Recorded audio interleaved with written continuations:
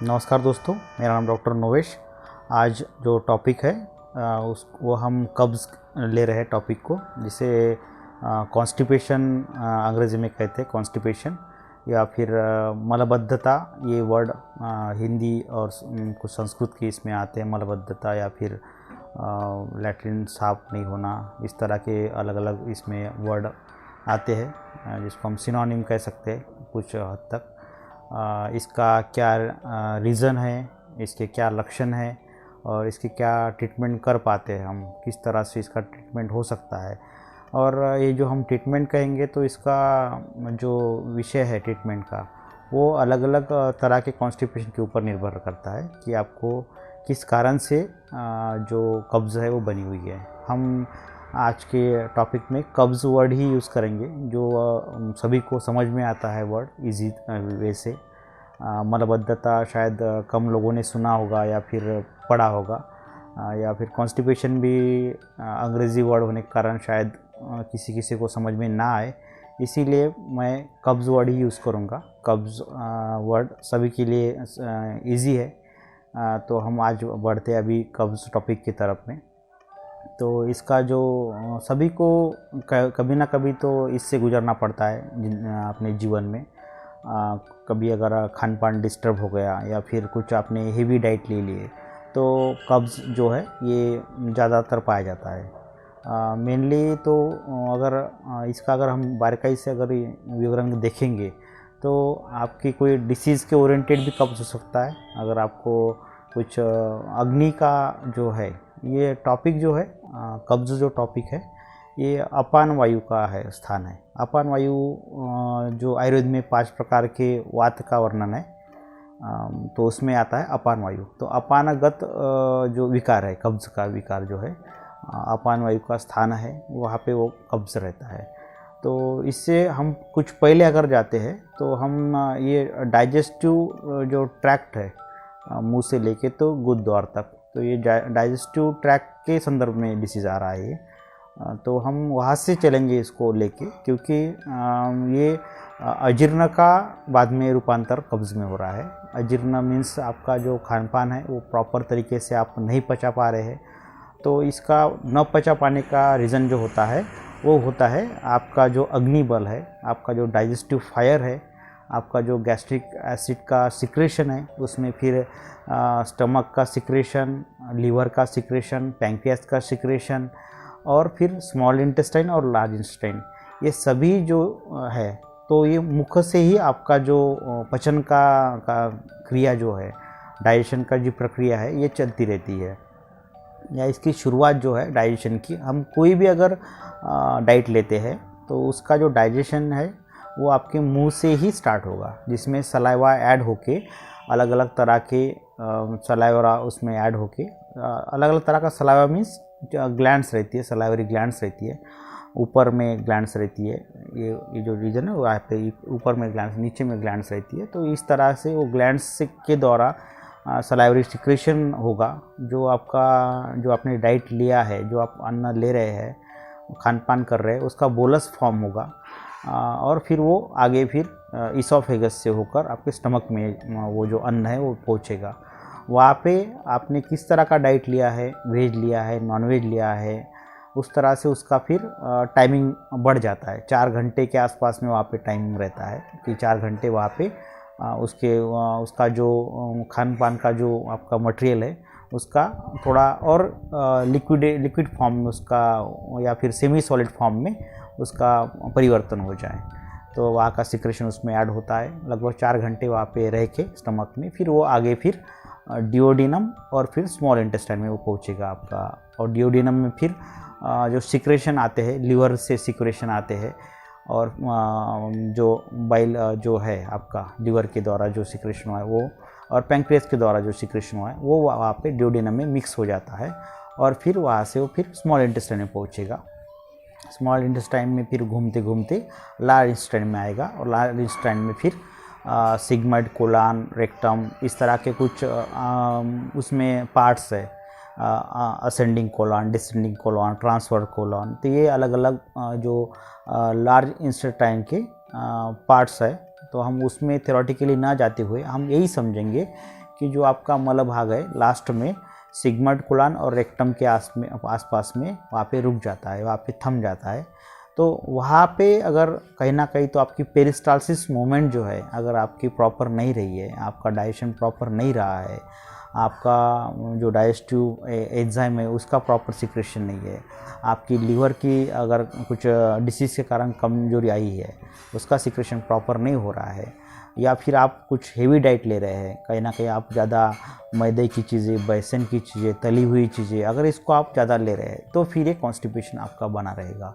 तो उसके बहुत सारे रीज़निंग है, जितना हम आज के टॉपिक में हो सकता है वो देखेंगे। पहले तो शुरुआत में ही हम यही कहेंगे कि आपका जो अन्न जो है आपके अग्नि के अनुसार रहना चाहिए। जो आहार का जो मात्रा है वो अग्नि की अपेक्षा करती है, अग्नि बल की अपेक्षा करती है। तो आपका अग्नि जिस तरह से है उस तरह से आपको आहार लेना है। जैसा कि आयुर्वेद में पहले से ही वर्णित है त्रिकुक्षीय अध्याय करके, त्रिकुक्षीय या तो आपका जो स्टमक है, स्टमक जो पार्ट है वह उसमें पूरा भर के आपको खाना नहीं है। सबसे पहले ये जो जिसे कहते हैं नियम कहते हैं, सिद्धांत कहते हैं आयुर्वेद के, उसका पालन अगर किया जाए तो एक भाग उसमें अन्न रहेगा, एक भाग मीन्स सॉलिड मटेरियल रहेगा, एक भाग उसमें लिक्विड मटेरियल रहेगा, वाटर जैसा उस लिक्विड मटेरियल, और एक भाग उसका खाली रहेगा। वो दोषों के लिए संहिता में वर्णित है। हम दोषों की तरफ भी नहीं जाएंगे ज़्यादा, या फिर संहिता का भी ज़्यादा जिक्र नहीं करेंगे, फिर वो सामान्य नागरिक के लिए समझना डिफ़िकल्ट हो जाता है। इसलिए हम इतना ही समझेंगे कि आपको भरपेट खाना कभी भी नहीं लेना है। सादा सिंपल सा एक सेंटेंस में मैं कहूँगा कि पेट भर के आपको कभी खाना नहीं लेना है। आप दिन में खा रहे, शाम को खा रहे, कभी भी खा रहे, आपको भरपेट खाना कभी नहीं लेना है। आपको उसका जो 1/3 हिस्सा है उतना ही आपको सॉलिड मटेरियल का खाना लेना है। जो बाकी जो हिस्सा है 1/3 का जो बचा हुआ उसमें फिर लिक्विड रहेगा, और लास्ट का जो बचा हुआ भाग है हिस्सा है वो खाली रहेगा। इसी तरह से आपको लेना है। आयुर्वेद में बहुत सारा इसमें डिटेलिंग है कि आपको भोजन कब करना है। जब आपको भूख लगी है तभी आपको भोजन करना है, बार बार भोजन नहीं करना है। अगर कभी आपने चिप्स खा लिए, कभी कुरकुरे खा लिए, कभी नमकीन खा लिया, कुछ ऐसा आप चटर पटर अगर दिन भर खाते रहेंगे तो उस तरह से वर्णित नहीं है आहार के नियम में। आपको जब भूख लगे तभी आपको डाइट लेना है। ऐसा नहीं कि आप बार बार खाते रहे दिन भर में, ऐसा नहीं है। जो आप ब्रेकफास्ट कर रहे हैं वो भी आप सादा कर रहे हैं, रवा है या फिर रवे से बनी हुई कुछ चीज़ें हैं, सेवया जैसे हो गया, या फिर आटे की बनी हुई कुछ चीज़ें हैं, तो उपीट जैसा, तो उस तरह से आपका जो ब्रेकफास्ट है वो रहेगा। ब्रेकफास्ट बहुत जिसे कहते हैं ना कि तले हुआ बहुत खा लिया आपने, मैदे का बना के खा लिए, बेसन का बना के खा लिए, उस तरह का ब्रेकफास्ट नहीं है। जितना हल्का फुल्का रहेगा आपका पूरी तरह का डाइट, ये ब्रेकफास्ट रहे, लंच रहे, डिनर रहे, कोई भी रहे, आपका डाइट जो है वो हल्का रहना चाहिए, आपका भारी नहीं रहना चाहिए। आपका जो मूवमेंट्स है शरीर की उस तरह से आपका डाइट होना चाहिए। आप अगर सच में अगर हेवी वर्क कर रहे हैं, कुछ अगर कुछ बाहर का कुछ काम कर रहे हैं, कुछ जिसे कहते हैं डिगिंग कहते हैं, कुछ खोद रहे हैं, नाली खोद रहे हैं जिसका, कुछ ऐसा कुछ बर्तन उठाने का काम कर रहे हैं, या कुछ कहीं पे आप वर्कर है जहाँ पे कुछ हेवी मटेरियल आप लोड कर रहे हैं, अनलोड कर रहे हैं, तो वहाँ उस जगह पे आपको डाइट आपका सही रहेगा। जैसे कि 3000 या 3500 किलो कैलोरी तक आपका डाइट सही रहेगा। लेकिन आप अगर घर में बैठे हैं, घर में काम कर रहे हैं, ऑफिस वर्क कर रहे हैं, तब 2000 किलो कैलोरी, 2200 किलो कैलोरी या फिर 2500 किलो कैलोरी, बस यहाँ तक कि आपका सीमित रहना सही रहेगा। अगर आप बहुत ज़्यादा हेवी वर्क करते हैं तो उसमें फिर 3500 के ऊपर जा सकता है आपका डाइट, या फिर ANC रहती है जिसमें गर्भिणी माता कहते हैं, उसमें सही रहेगा। तो बाकी लोगों के लिए हेवी डाइट सही नहीं रहता है। अगर आप दिन में खा रहे हैं, सवेरे खा रहे हैं, आपका जो दिन का बाद में आप खाने के बाद में घूम फिर रहे हैं, वर्क कर रहे हैं, तो ठीक है, उसमें थोड़ा बहुत आपने ले लिया। लेकिन बाकी जगह पे मैं कभी भी किसी भी पेशेंट को रिकमेंड नहीं करूँगा कि आप हेवी डाइट लें, क्योंकि हेवी डाइट के कारण में अग्नि का बल जो है मंद हो जाता है। अग्नि मांद्य जिसे कहते हैं, उसमें भी फिर अलग अलग तरह के अजीर्ण आते हैं, विदग्धाजीर्ण, विष्टब्धाजीर्ण, रसशेषाजीर्ण, आमाजीर्ण, इस तरह के अजीर्ण के प्रकार आयुर्वेद में वर्णित है। तो आप अजीर्ण को पहले समझिए, क्योंकि जब तक आपका अग्नि सही नहीं रहेगा बाद में आपकी जो डाइजेस्टिव जो सिस्टम है वो प्रॉपर नहीं रहेगी। इसीलिए आपको अग्नि को पहले समझना पड़ेगा कि आपका लीवर जो है उसका कार्य सही रहेगा, क्योंकि आयुर्वेद में प्लीहा और यकृत, स्प्लीन और लीवर, इसी को अग्नि का मूल कहा गया है। अग्नि जो है समान वायु जो है, समानो अग्नि समीपस्थः, जो समान वायु है वो अग्नि के समीपस्थ रहता है, अग्नि को वहाँ पे वो प्रज्वलित करते रहता है। तो इसी कारण आपका जो अग्नि का बल है उसकी तरह से आपका आहार रहना चाहिए, कभी अजीर्ण ना हो जाए।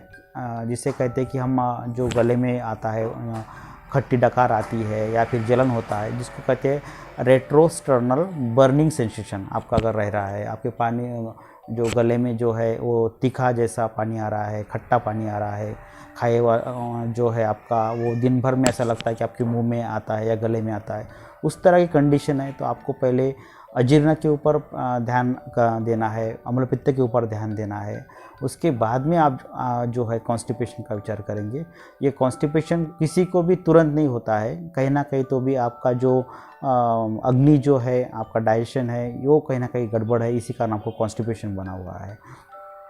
हम जो इस टॉपिक को ज़्यादा ना फैलाते हुए या फिर उसको कैसा है वो एक्सपांड बहुत ज़्यादा हो जाता है, एक्सपांड इसका इस टॉपिक का, हम जो कॉन्स्टिपेशन है इसी टॉपिक के इसमें अगर संदर्भ में बताए तो मैं आपको यही कहूँगा कि आपका लीवर का फंक्शन अच्छा रखिए, आपका जो डाइजेशन है वो अच्छा रखिए, जो टाइमिंग है आहार का वो टाइमिंग फिक्स रखना है आपको, चाय का ज़्यादा उपयोग नहीं करना है, 1 या 2 बार बहुत ज़्यादा हो जाता है अगर आप चाय लेते हैं तो। बाकी आपको फिर दीपन और पाचन करने वाली दवाई जो है या फिर खान पान है वो रखना है। दीपन पाचन, दीपन मीन्स अग्नि को दीपन कर रहे हैं, अग्नि बढ़ा रहे हैं उसको, और पाचन मीन्स जो खाया हुआ है वो आप पचा रहे हैं, इसीलिए दीपन और पाचन कहा गया है। तो उसमें नागरमोथा करके आता है एक प्लांट, मैं आपको दिखा रहा हूँ एक नागरमोथा। जो नागरमोथा जो है वो प्लांट जो है आपका दीपन कार्य करता है, दीपन कार्य, ये नागरमोथा है, ये नागरमोथा ये दीपन कार्य करता है, अग्नि का दीपन करने में नागरमोथा। और मैं दूसरा अगर नाम अगर कहूँगा तो आपको अगर सौंफ लेते हैं, सौंफ, तो सौंफ भी आपकी दीपन कार्य करेगी। नागरमोथा जो है दीपन पाचन दोनों भी करेगा, दीपन भी करेगा, पाचन भी करेगा। जो सौंफ है, मिश्रेया कहेंगे जिसको या सौंफ कहेंगे, जो खाने के बाद में बहुत लोग लेते हैं, उसको आप लेना सही रहेगा। धनिया दाल और सौंफ मैं ये रिकमेंड कर सकता हूँ आपके लिए कि आप ये खाने के बाद में ज़रूर लें उसको। और दीपन और पाचन अगर कहेंगे, अगर दोनों भी जिसको करना है वो करेगा आपको चित्रक, अग्नि को दीपन भी करेगा, पाचन भी करेगा चित्रक। मैं सिंगल ही दवा आपको बता रहा हूँ फिलहाल, नागरमोथा एक मैं